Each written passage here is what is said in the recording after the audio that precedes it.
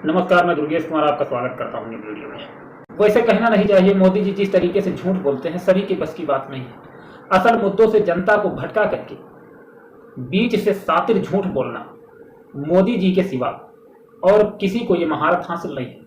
अगर साक्षात झूठ इस पृथ्वी पर उतर आए और एक साइड से मोदी जी जा रहे हों और दूसरी साइड से यानी कि सामने से झूठ आ रहा हो, तो झूठ मोदी जी को देखकर रास्ता बदल लेगा।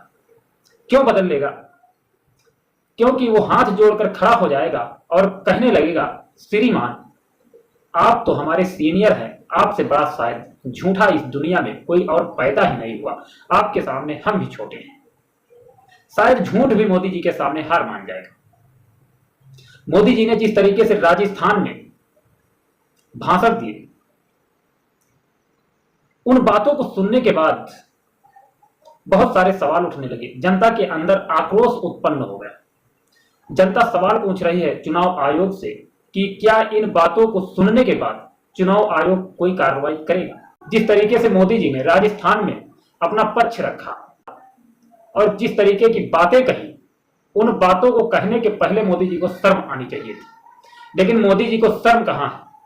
2013 से झूठ बोलते बोलते 24 आ गया, लेकिन मोदी जी के मुंह से कभी सत्य निकलता ही नहीं। सत्य क्यों नहीं निकलता है? क्योंकि मोदी जी अगर सत्य पर बात करेंगे, अपने विकास पर बात करेंगे, तो शायद चुनाव हार जाएंगे। हार का डर सच बोलने ही नहीं देता है। मनमोहन सिंह के ऊपर मोदी जी ने तंज कसते हुए कहा कि 2006 में मनमोहन सिंह ने कहा था कि माताओं बहनों का सोना छीन लिया जाएगा और छीन करके उन लोगों को बांट दिया जाएगा जिनके पास ज्यादा बच्चे हैं। ज्यादा बच्चे अगर बात की जाए तो सभी के पास हैं, लेकिन मुसलमानों का नाम नहीं आना चाहिए था। मोदी जी उसमें भी नहीं चूके। जिस जगह पर ये मीटिंग कर रहे थे, जिस जगह पर ये भाषण दे रहे थे, उस जगह पर गरीबी बहुत ज्यादा है। बात अगर असल मुद्दे की करते, गरीबी की करते, बेरोजगारी की करते, कि अब तक हमने किसी को रोजगार नहीं दिया है, लेकिन आने वाले टाइम में मैं सभी को रोजगार दूंगा और खास तौर पर यहाँ की जनता के विकास कार्यों में मैं हाथ बटाऊंगा और जनता को शायद भुखमरी से दूर रखूंगा। बराबर अनाज दे रहा हूं और आगे जो हो सकेगा वो सारे कार्य मैं जनता के लिए करूंगा। इस तरीके की बातें करते तो शायद बात अलग थी, लेकिन मोदी जी ने असल मुद्दे को पीछे छोड़ा। मुस्लिम और हिंदू इन सब बातों पर घूम फिर कर मोदी जी पहुंच गए, और अगर हिंदू मुस्लिम की बात मोदी जी ना करें तो जैसा कि हमने पहले भी बताया कि मोदी जी चुनाव हार जाएंगे और हार भी जाएंगे। अब मैं बात करना चाहूंगा मनमोहन सिंह जी की। मनमोहन सिंह ऐसा प्रधानमंत्री शायद पहले ना हुआ और उम्मीद भी नहीं है कि ऐसा प्रधानमंत्री हमारे देश को फिर मिलेगा। हमारे देश में सोने की उतनी जरूरत नहीं थी जितनी जरूरत खाने की थी। जिस समय प्रधानमंत्री मनमोहन सिंह थे, अपने देश का सोना उठा करके इंग्लैंड को गिरवी रख दिया। इंग्लैंड से 300 करोड़ रुपए लेकर के आए।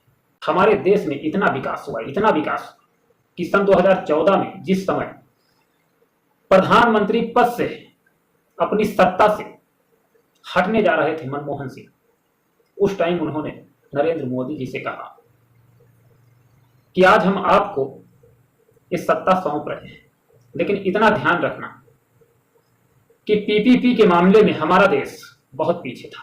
सिर्फ हमारे पास 15 दिन का पैसा बचा था, लेकिन हमने बहुत मेहनत की है। 300 करोड़ रुपए सोना गिरहू रख करके हमने जो मेहनत की है, जो काम किए हैं, उस काम से आज के दौर में हमारा देश पीपीपी के मामले में तीसरे पायदान पे है। अब सत्ता मैं आपको सौंप रहा हूं, लेकिन इतना याद रखना कि पीपीपी के मामले में हमारा देश अब नीचे नहीं जाना चाहिए, क्योंकि हम वहां से इसको उठा करके ऊपर लाए हैं जहां से हम भी नहीं सोच सकते थे कि किस तरीके से हम पीपीपी को तीसरे नंबर पर पहुंचाएंगे या दूसरे नंबर पर पहुंचाएंगे। प्रधानमंत्री मनमोहन सिंह ने कहा था कि हम तो अब सत्ता से जा रहे हैं, लेकिन इतना ध्यान रखना, अगर दूसरे नंबर पर इसको ना ला पाए आप, तो इतनी जरूर कोशिश करना कि तीसरे से चौथे नंबर पर न पहुंचे। ऐसा प्रधानमंत्री 15 दिन का पैसा बचा था, आगे क्या होता किसी को कुछ नहीं पता था। लेकिन ऐसा प्रधानमंत्री हमारे देश को गर्व होना चाहिए ऐसे प्रधानमंत्री के ऊपर, जिसने हमारे देश के लिए इतना कुछ किया। और आज जब प्रधानमंत्री नरेंद्र मोदी जी, तो नरेंद्र मोदी जी उसी प्रधानमंत्री के ऊपर तंज कस रहे हैं, उसे झूठा कह रहे हैं। शर्म आनी चाहिए।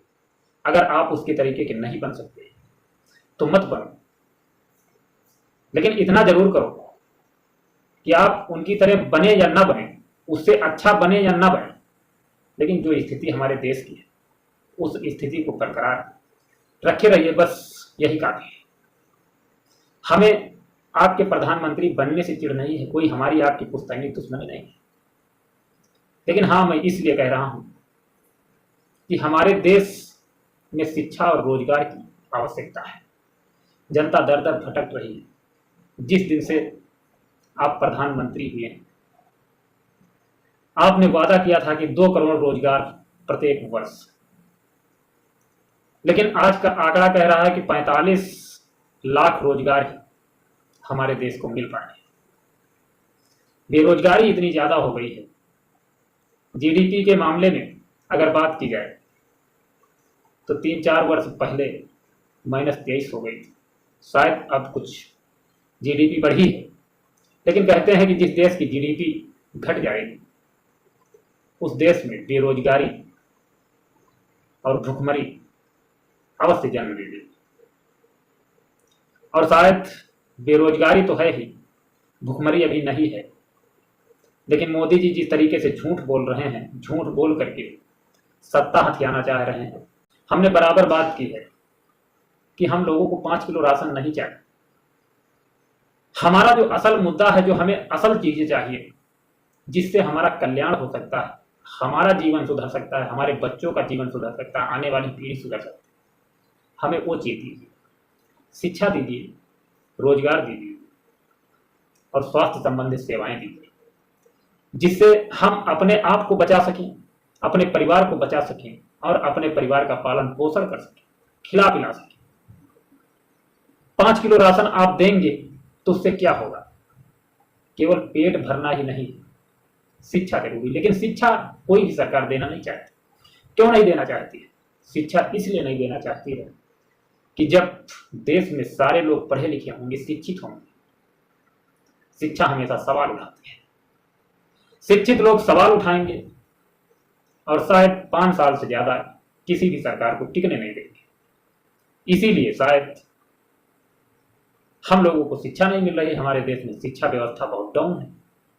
शायद यही कारण है कि शिक्षा सवाल उठाएगी।